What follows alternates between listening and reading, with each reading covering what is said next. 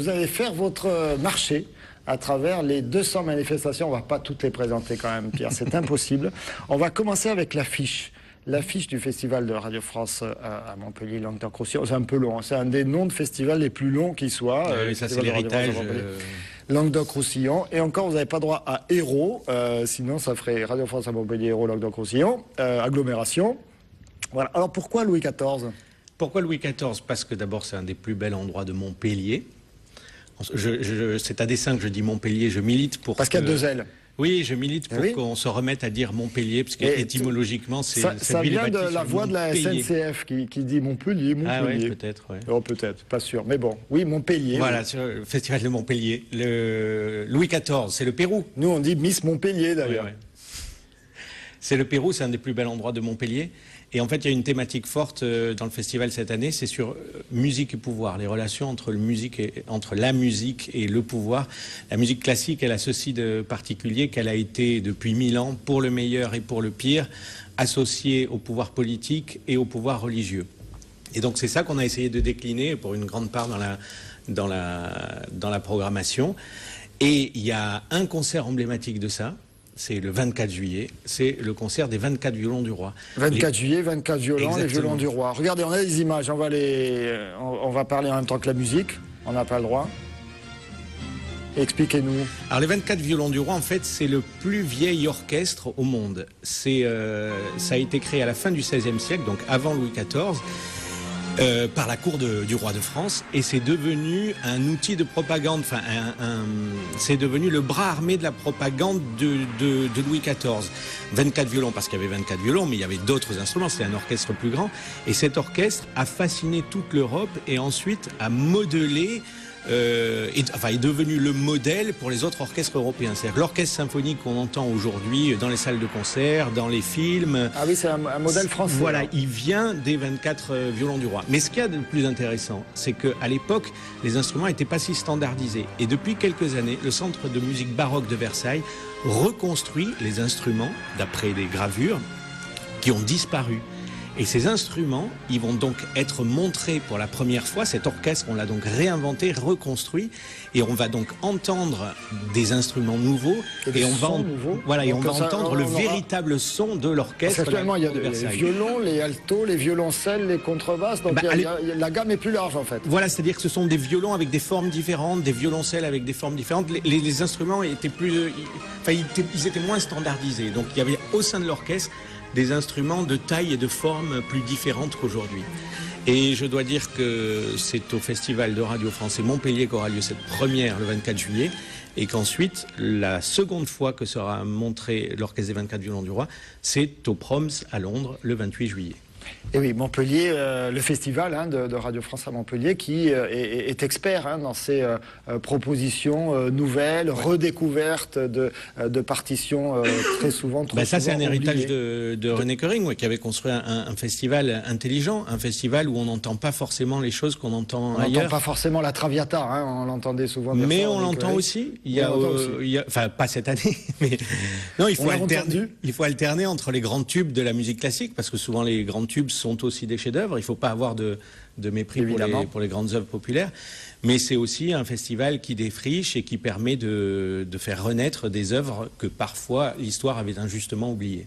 Alors, Léonard Bernstein, ça vous parle, West Side Story, et puis Georges Gershwin également. Ça, c'est pour le final. On commence un peu par la fin juillet, nous, pour le final. Voilà, Place de l'Europe. Place de l'Europe, devant 10 000 personnes, un grand concert avec l'orchestre de Montpellier. Et on entendra donc des œuvres de Gershwin et de Bernstein avec deux grands spécialistes du genre, le chef d'orchestre Wayne Marshall et la grande chanteuse de Broadway Kim Criswell. Et là, ce qu'on voit à l'écran, c'est l'émission que je présentais sur France 2 pendant 3 ans et qui parlait de musique classique au plus grand nombre. Et c'est le Mambo de West Side Story. Magnifique. Donc ça, ce sera le 31, quelque chose comme ça. Ça sera le 27 place de l'Europe. Donc c'est pour finir ce grand festival. On va dérouler quelques images, puisque on l'a déjà dit, c'est un festival extrêmement varié. Il y a également extrêmement varié dans ses styles de musique proposés. Il y a du jazz, notamment au domaine d'eau. Oui, et là avec une opération assez innovante aussi, il y a l'Orchestre national de jazz, qui n'est pas un big band, mais qui est plutôt ils ont 25 ans de moyenne d'âge, ils font du jazz, de l'électro, de la pop, et ils viennent faire une résidence à Montpellier, ils vont s'installer pendant 10 jours et créer une œuvre nouvelle qui sera, le moment de création sera ouvert au public. Chaque jour, le public pourra venir voir les répétitions. Et ça clôturera donc la programmation de jazz du festival. Ils iront aussi en région, dans les centres d'art contemporain, où ils font des relectures de grands albums mythiques du XXe siècle, comme des choses de Duke Ellington, de Pink Floyd ou de Prince. Et il y aura également des chants polyphoniques corses avec le groupe Avileta. Ça me plaît beaucoup, ça. Je vous félicite pour cette belle programmation. Et donc un groupe qui, lui, va tourner en région, qui va pas... c'est pas forcément des concerts qui sont concentrés sur Montpellier. C'est comme vous l'avez souligné tout à l'heure, c'est le festival de Montpellier Languedoc-Roussillon. Donc il y a une programmation à Montpellier, mais il y a une programmation aussi dans toute la région. Et ça, à Avileta, par exemple, ils sont sous un thème qu'on a voulu montrer, pour montrer toute la richesse du chant méditerranéen, qui est un peu aux origines de la musique classique, puisque tout vient du chant grégorien, qui lui-même vient des musiques gréco-latines et des chants. Regardez, ce sont ces hommes en noir, là, comme ça, à la mine un peu sombre, mais ils sont sympathiques, extrêmement sympathiques. Je vous rassure. Ouais. Alors, on a également le trio Wanderer. Le trio Wanderer, c'est un grand trio de musique classique français et qui fête ses 25 ans et qui, il y a 25 ans, avait commencé à Montpellier. Et donc c'est leur retour ou ils sont revenus depuis ? Je ne sais pas si... Moi, j'étais parti loin vivre à New York, donc je ne sais pas s'ils sont revenus depuis. Mais en tout cas, pour leurs 25 ans, ils reviennent à Montpellier. Et avec aussi cette alternance dans la journée, ce n'est pas un festival où il n'y a que des grands spectacles très très chers le soir. Il y a également pas de spectacles très chers d'ailleurs, mais il y a également des spectacles gratuits tout au long de la journée. Je crois qu'il y a plus de 95% de manifestations qui sont gratuites, je crois même 97%. Les seuls concerts payants, ce sont les concerts du soir à l'Opéra Berlioz au Quorum. Mais tous les autres concerts sont gratuits. Et effectivement, au Quorum, à 12h30, la série Jeunes Solistes et à 18h, la série de musique de chambre, dans laquelle s'inscrit d'ailleurs le trio Wanderer. Votre coup de cœur, hormis ce que l'on a déjà signalé? C'est difficile à dire. C'est la question piège, évidemment. Mais bon, c'est la question facile des journalistes, vous vous doutez bien. Je dirais que les 24 violons du roi, ça c'est quelque chose auquel je suis attaché, parce que c'est de la belle musique, c'est de la musique qui va parler à tout le monde, et qui va aussi passionner les mélomanes. C'est-à-dire que on a là avec ce concert le concert idéal, c'est-à-dire un concert qui s'adresse à tous, un concert dans l'excellence, un concert pour les jeunes, parce que ce qu'on verra aussi sur scène lors des 24 violons, c'est les élèves du Conservatoire de Paris et du Conservatoire de Londres, sous la baguette d'un grand chef, et un concert qui passionnera les connaisseurs. Cher Florian, vous avez fait votre choix dans la programmation, là, vous savez ce que vous allez voir. Mais je vais aller voir Turandot à Orange, moi, fin juillet. Oh là là, ça m'aurait étonné qu'il fasse pas son snob, celui-là.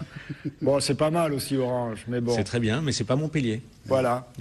Vous, Emmanuel, on sait où vous allez aller. Voilà. À Carnan, le 4 août. Non, mais Carnan, c'est début juillet. Là, vous allez arriver au spectacle d'ici là. Regardez, Pierre va s'occuper de vous concocter un programme super. Il faudra juste venir avec votre écharpe.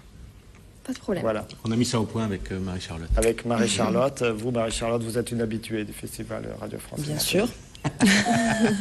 Et plutôt la partie techno. Vous la faites encore cette année, la partie techno? Bien sûr, la partie techno existe plus que jamais à Dionysos. Donc, place Dionysos, c'est à côté de la piscine olympique. Exactement. Donc vous allez faire votre entraînement à la piscine, c'est essentiel. Marie-Charlotte y veille et après, hop, tac, ploum, badaboum, vous enchaînez avec la musique techno, c'est vers 18. Là, j'ai plus l'heure en tête. Oui, enfin, c'est ça, quoi. 19h, fin d'après-midi. Voilà, quand le soleil chute. Et on peut enchaîner ensuite avec le concert du soir. Et voilà. De musique classique. Elle est pas belle la vie. Il y en a pour tous les goûts. Le festival incontournable, un des plus importants d'Europe, 200 manifestations, 95% sont gratuites évidemment, le festival Radio France à Montpellier. Languedoc-Roussillon, merci beaucoup Pierre Chauvet d'être venu jusqu'à nous. Merci mesdemoiselles. Qu'est-ce que j'ai dit? Non, vous avez dit Pierre Chauvet cette fois-ci. Ah oui, c'est vrai. Ah bah oui, c'est pas grave. J'avais dit le bon prénom. Pierre Charvet. Je vais y arriver un jour. Esmar, Marie-Charlotte Esmar. La prochaine fois, c'est toi qui fais l'émission. Pas de souci. Voilà. Allez, Pierre Charvet. Merci Florian, merci Manuel. Merci à vous. Bonne chance dans toutes vos c'est élections. gentil. Vous vous rendez compte, on a à peine fini les élections législatives, tout ça, paf, vous enchaînez les élections. Quel courage. Les aléas du direct, ça continue demain, mardi, et puis toute la semaine, on va se promener tout ce mois de juillet. On ira à Alès, on ira à Beaucaire, on ira au Pont du Gard. C'est ça, c'est formidable, ça se passe sur Télé Sud. Très bonne soirée à tous.